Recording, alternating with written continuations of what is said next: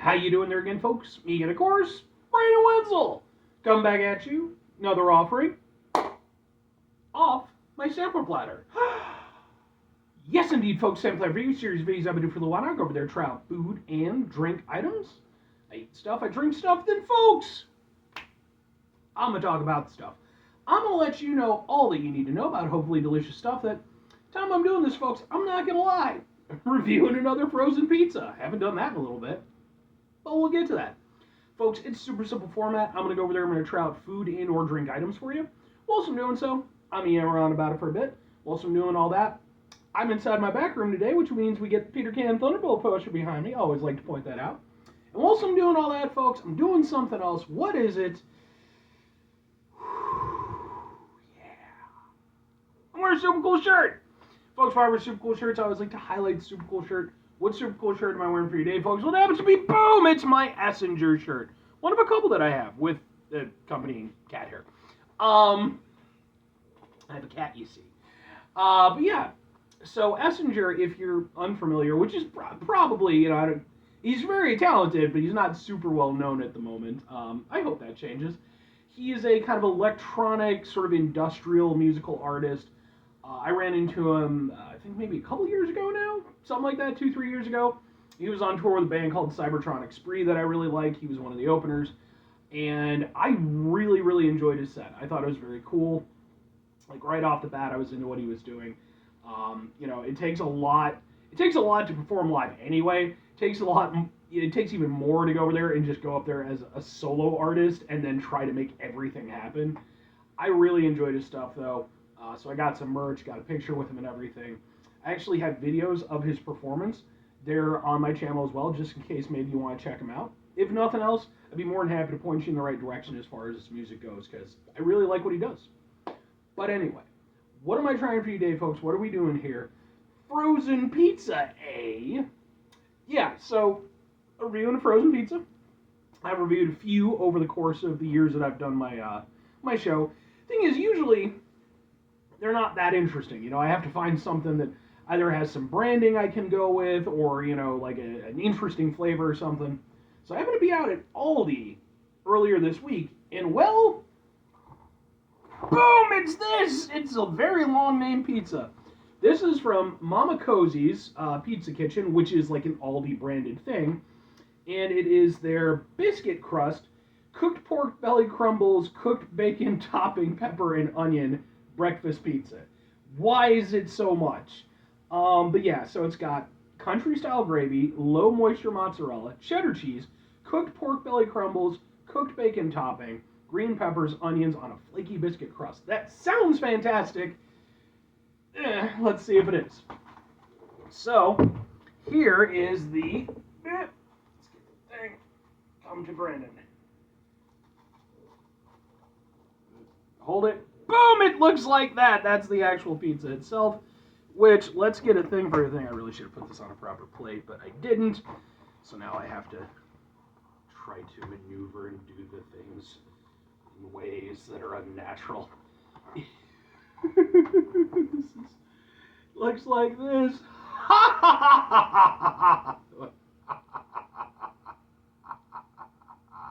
Sure, man.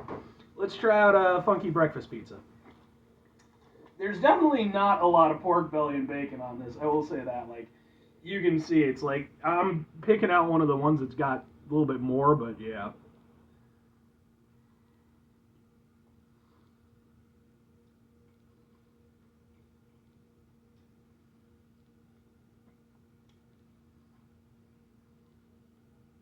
Okay. I mean, it's definitely frozen pizza. Not that I was expecting it to, you know, kind of cast off that perception, but it definitely is. You know, you can taste it. I will say it cooked up really nicely. Like even the bottom's nice and crispy. If you've never had a breakfast pizza, basically the key difference is take out like the tomato sauce, and then usually, like they said on the box, they use like almost like a biscuits and gravy type of gravy as the sauce instead. So it's very savory, very creamy. And actually, I'm surprised at how good a job they did in recreating that. I don't usually go, like, I'm fine with breakfast pizzas.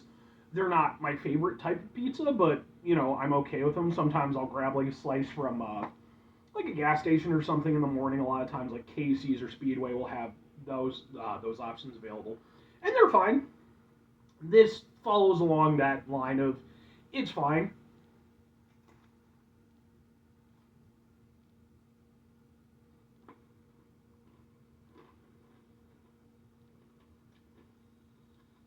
The crust is very crunchy, but also crumbly in a nice way.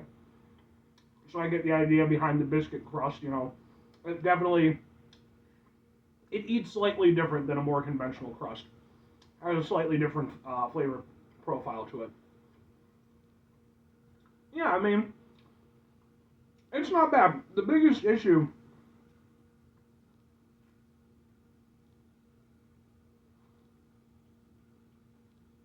got a little bit of the green pepper in there. That's nice. My biggest issue with it, honestly, is just the level of toppings. And now to be fair, I mean, it's an Aldi pizza, so it's definitely a bit of a, kind of a budget pizza. It's not trying to rank up there with like DiGiorno or any of those ones. But I do think that, especially with the protein of the bacon and the pork belly, definitely needed more of that to really make this work the way that you'd like it to. But, and honestly, even things like the green onion, I could have definitely done with more of that.